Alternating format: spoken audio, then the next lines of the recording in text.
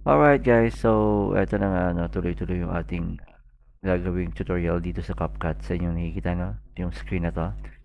So sa mga first time na gumagamit ng CapCut, eto yung kung paano mag-import, paano mag-cut, paano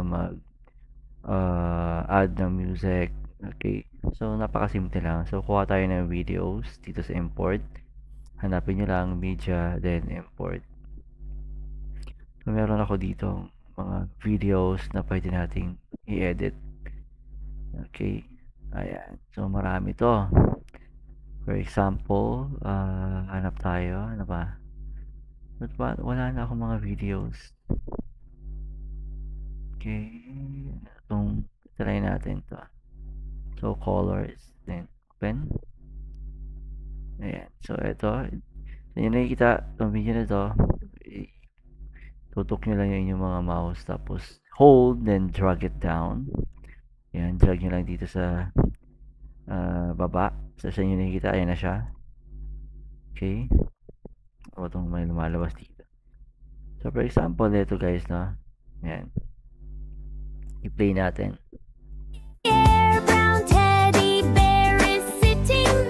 So, itong video na to, pwede natin siyang i-cut. Napakadali lang. I-point nyo lang yung inyong mouse pointer dito. Then, sundan nyo lang yung aking mouse. Kung saan yung gusto nyo i-cut, hanapin nyo. Ayan. Yan yung napansin, meron ditong numbers. Yan yung minutes. Okay? For example, hanggang 5 minutes lang or 4. And then, pwede nyo lang select ulit itong clip. Then, pag magka-cut kayo, meron ditong split, okay, or Control plus B sa keyboard. Point lang yung mouse pointer dito sa split. And then, yan, magkakaroon siya ng ganyan. So, sa inyo nakikita, pwede nyo na siyang i-move forward. So, sa inyo napapansin guys, kung gusto nyo itong i-move forward na hindi siya bumabalik, hanapin nyo lang ito. Turn off main track magnet. Ayan. Pag na-turn off nyo na yan, pwede nyo na siyang ihiwalay na hindi bumabalik. So, yung kalimitan kasi na pag minsan nag-edit tayo, bakit kahit anong cut natin, bumabalik pa rin siya dito. So, turn off nyo lang yung magnet para makontrol nyo yung clip. Okay, so nyo nakikita, naghiwalay na siya. Okay, ganun lang. So, kung gusto nyo i-delete yung first clip, ito, select nyo lang din, then punta kayo sa keyboard nyo, pwedeng delete, or ito naman, delete.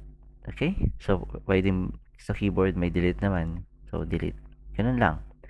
So, pag kayo ay na-confuse at gusto yung ibalik ulit yung video, meron tayo ditong undo or control Z.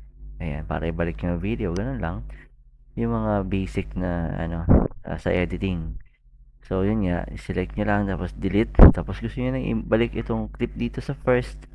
Dito sa pinakauna, of course, i-select nyo lang yung clip ulit, then hold nyo lang yung left button ng mouse kasi merong left and right yan. Left, tandaan nyo, yung left, okay? Then, hold, press, and then drag it to the left. I-drag nyo lang papunta sa left at yan, meron tayo.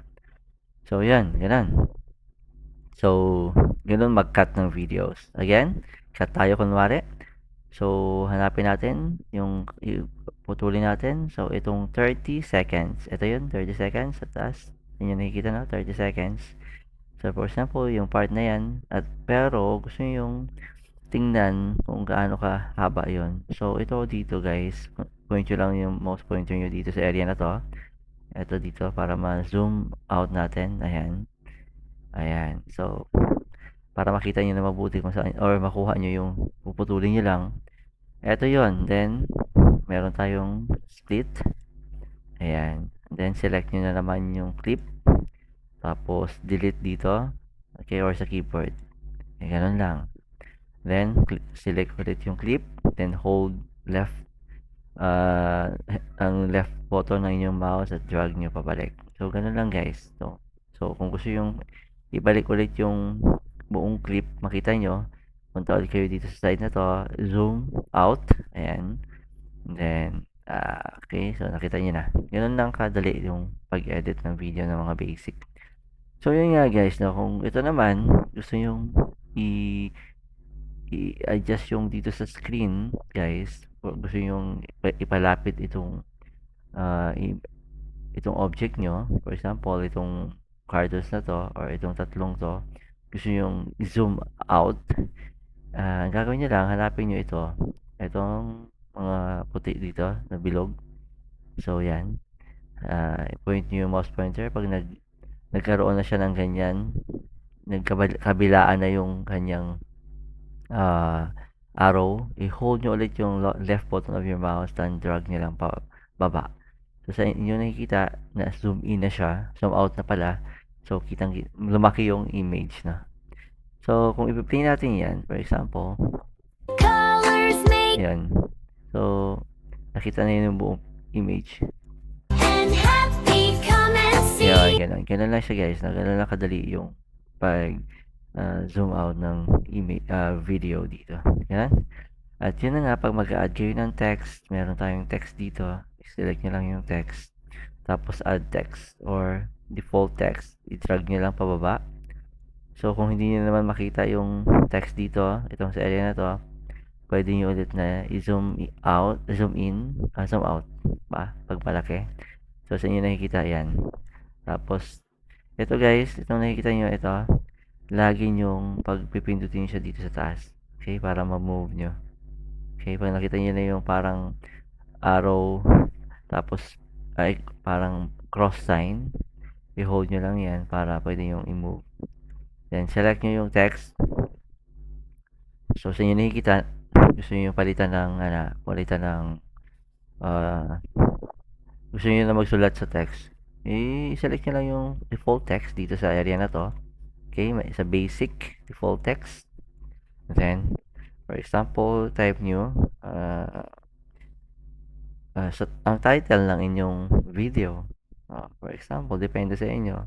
About nature, then nature. Okay? Now, kung gusto nyo palitan yung text nyo ng iba-ibang design, meron tayo ditong font size. Ayan. Gusto nyo palakihin or paliitin dito sa font size. Ito lang system. Dito ay yung mga text nyo. Pwede nyo palitan. System. Okay? So, ito yung iba't ibang text design or font style. Okay? Yan, nakikita nyo naman. So, remember nyo lang guys, this is a CapCut kasi. Ayan. Dapat yung free lang ang hanapin nyo kasi pag may bayad yan, hindi yan i-export. So, kailangan yung free lang ang gamitin nyo. So, paano nyo malamang mga free? Ito yung commercial. Oh. Ayan guys, ito may mga diamond, hindi yan free ha. So, ito ang free dito. Ano yan? Minsan matagal. Ito yung free, walang diamond. At ito, free din. Saan pa yung may mga free dito? Marami dito. Ito free. Yan. Pwede nyo gamitin yan. Ibang design naman, kung gusto nyo gamitin yung bubble design. Ayan. Okay. Pwede nyo gamitin yan. Ganun din, pag may nakita kayong parang diamond, ibig sabihin hindi yan free. So, pwede kayong mag-add ng mga ganito. Yan. Parang may background. O, diba? Nature. Okay. Then, effects naman. Gusto nyo ng effects, mag-add ng effects, pwede rin dito. Sa part na to, pwede kayong mag-add ng effects. Okay, tingnan natin. Yung magandang mga effects dito. Yun, medyo mabagal ang internet natin. So, mas maganda guys kung meron kayo namang extra money, mag-pro na lang kayo. Ibig sabihin magbayad kayo para mas maganda magagamit nyo. Ito dito guys, pwede rin kayo maggamit ng free. Basta walang diamond din. Ito, for example, art. Yan. So, yun nakita. Gamit yun na siya. Okay? So, yun. Ganun lang. Basta meron kayo. At pwede nyo makapalitan yung audio dito. Gusto nyo kayong mag-add ng audio, speed, tapos animation naman. Okay? Kung gusto yung gumagalaw yung inyong text. Okay? Dito rin, makikita nyo rin. For example, Itong may diamond, di yan libre, may bayad yan. Itong wala, pwede yan. So, kung gusto nyo mag-add, yan. Add nyo lang yan. Okay? So, sino nakikita? Nagbablurred siya. So, ganoon yung mag-add ng mga pwede naman sa out. Basta yung mga wala lang, pwede nyo gamit yung mga ganito guys. Pwede nyo magamit yan.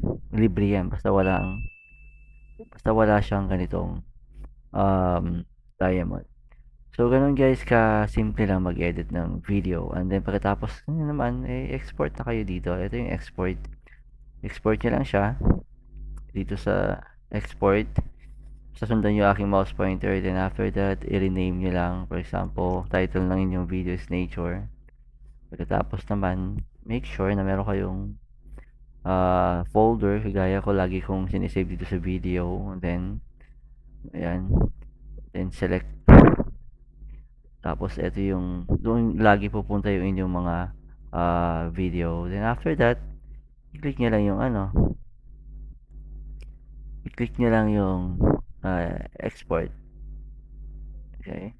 Sundan nyo lang yan, export. Tapos, yan. Antayin nyo lang ng ilang minutes or seconds. Pag mahaba ang video, matagal. Pag maliit, mabilis lang.